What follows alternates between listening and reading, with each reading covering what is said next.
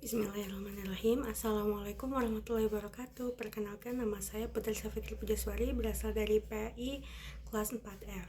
Di sini saya akan menjawab pertanyaan ujian akhir semester dari mata kuliah Filsafat Pendidikan Islam. Baik, kita mulai saja materi yang pertama. Pertanyaan yang pertama yaitu, apa penjelasan dari filsafat pendidikan Islam dan ruang lingkupnya? Filsafat pendidikan Islam itu adalah kajian mendalam tentang hakikat pendidikan dalam Islam berdasarkan ajaran Al-Quran dan hadis.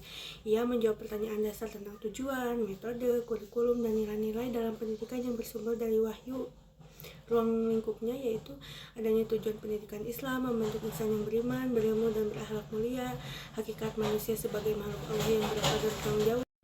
Materi pendidikan yang meliputi ilmu agama dan ilmu umum, adanya metode pengajaran yang sesuai dengan ajaran Islam, misalnya keteladanan, nasihat, pembiasaan. Yang terakhir yaitu peran pendidikan dan peserta didik dalam proses pembelajaran. Oke, kita lanjut ke pertanyaan yang kedua, yaitu apa sih fungsi filsafat Islam bagi pendidikan Islam itu? Filsafat Islam itu berfungsi sebagai kerangka dasar untuk membangun sistem pendidikan yang sesuai dengan pandangan hidup Islam. Di antaranya itu fungsinya yaitu menentukan arah dan tujuan pendidikan, yaitu mendekatkan diri kepada Allah dan membentuk kepribadian yang islami. Yang selanjutnya yaitu memberikan panduan etis dan moral dalam pendidikan. Yang selanjutnya yaitu membantu menyaring dan mengkritisi pengaruh asing yang bertentangan dengan nilai Islam. Yang terakhir yaitu membangun landasan berpikir logis dan sistematis dalam menyusun kurikulum dan metode pendidikan Islam. Oke, kita lanjut ke pertanyaan yang ketiga. Pertanyaan ketiga yaitu aliran filsafat pendidikan Islam yang relevan dengan kondisi saat ini apa dan apa saja alasannya. Aliran yang paling relevan adalah menurut saya itu aliran integratif, yaitu aliran pendekatan yang menyatukan antara ilmu agama dan ilmu modern, contohnya sains. Alasannya karena dunia ini sangat membutuhkan generasi yang tidak hanya religius, tetapi juga memiliki pengetahuan dan keterampilan sains dan teknologinya. Pendekatan integratif itu menghindari dikotomi ilmu dan menjadikan peserta didik itu seimbang iman dan intelektualitasnya. Nah, dengan integrasi ini, pendidikan itu mampu menjawab tantangan global tanpa kehilangan nilai keislamannya. Yang selanjutnya itu pertanyaan keempat, apa sih pengertian filsafat pendidikan Islam dan mempunyai peran penting apa? Filsafat pendidikan Islam itu adalah usaha sistematis untuk memahami, menafsirkan, dan membangun prinsip pendidikan berdasarkan pandangan hidup Islam. Dikatakan penting karena memberikan arah hidup dan tujuan akhir dari pendidikan, yaitu mencari ridho Allah tentunya. Yang selanjutnya itu mengembangkan sistem pendidikan yang tidak sekuler, tetapi mendidik manusia itu secara menyeluruh, seperti ruh, akal, dan jasmaninya. Dan juga membantu mengembangkan generasi yang cerdas, bermoral, dan berakhlak mulia sesuai ajaran Islam. Pertanyaan yang selanjutnya itu, sebutkan dan jelaskan 3 aliran filsafat pendidikan Islam beserta tokohnya. Yang pertama yaitu perennialisme Islam, menekankan ajaran tetap dari wahyu dan akhlak sebagai dasar pendidikan. Tokohnya itu ya ada Imam Al-Ghazali yang menggabungkan ilmu dunia dan akhirat dalam pendidikannya. Yang selanjutnya yaitu eksistensialisme Islam, artinya itu mendorong kebebasan, tanggung jawab, dan keunikan individu dalam bingkai keimanan.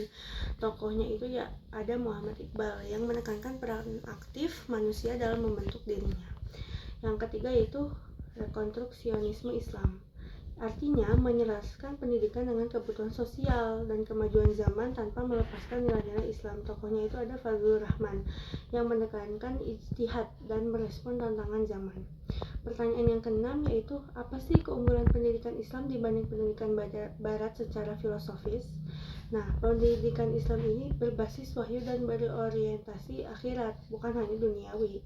Menekankan kesatuan antara ilmu, iman, dan akhlak, bukan hanya sekedar pencapaian akademik. Nah, pendidikan Barat itu cenderung sekuler dan materialistis, sementara pendidikan Islam itu holistik, mencakup aspek spiritual, intelektual, dan sosial. Pendidikan Islam juga menekankan tanggung jawab moral terhadap Allah, bukan hanya kepada masyarakat atau negara. Jadi seimbang ya. Pertanyaan yang selanjutnya itu, apa sih pandangan tentang integrasi keilmuan agama dan sains dalam pendidikan Islam? Integrasi antara ilmu agama dan sains itu sangat penting, karena Islam itu memandang ilmu sebagai satu kesatuan yang tidak terpisah. Al-Quran itu mendorong manusia untuk berpikir, mengamati, dan memahami alam sebagai bentuk ibadah. Dengan integrasi ini, pendidikan itu menghasilkan insan berwawasan yang luas, mampu mengembangkan teknologi, namun tetap berpegang teguh pada keutuhan dan kemanusiaan. Dan pada ketuhanan juga. Pendidikan Islam yang integratif itu tidak membenturkan iman dengan rasio, tapi menjadikannya selaras. Yang selanjutnya yaitu pertanyaan nomor ke-8, yaitu di mana posisi Tuhan dalam pendidikan Islam? Tuhan atau Allah berada di pusat segala aktivitas pendidikan. Pendidikan Islam itu bertujuan untuk mengenal, menyembah, dan mendekatkan diri kepada Allah. Allah itu adalah sumber segala ilmu atau alim, dan semua kegiatan belajar harus diarahkan untuk mendapatkan ridhonya.